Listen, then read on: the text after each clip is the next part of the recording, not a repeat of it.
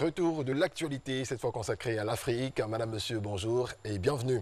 Présidentielle au Nigeria, la campagne a démarré hier lundi. Le président Muhammadu Buhari et son principal rival, le richissime homme d'affaires Atiku Abubakar, ont dévoilé leur programme donnant le coup d'envoi de la campagne présidentielle.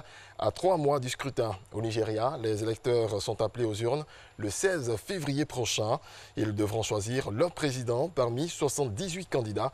Mais le véritable duel opposera le président sortant, candidat du Congrès des progressistes, et le chef de file de l'opposition, Parti populaire démocratique.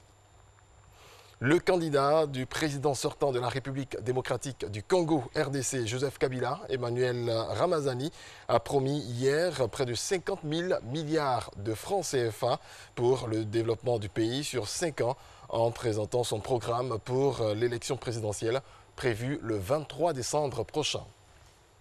À Madagascar, l'ancien chef de l'État malgache Andry Rajoelina, arrivé en tête du premier tour de la présidentielle, a dénoncé hier des manipulations dans les résultats officiels.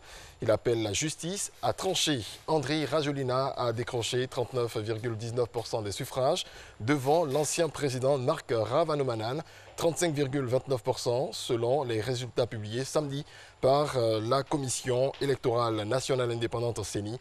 Aucun des 36 candidats en lice n'a pu s'imposer dès le premier tour en remportant au moins 50% des suffrages. Le Maroc et l'Espagne vont renforcer leur coopération sur l'immigration, une volonté exprimée lors de la première visite officielle à Rabat du chef du gouvernement espagnol, Pedro Sánchez. Devenue cette année la première porte d'entrée des migrants en Europe, l'Espagne plaide depuis des mois pour que l'Union européenne débloque des aides à destination du Maroc afin de mieux gérer les flux clandestins sur la route occidentale de la Méditerranée.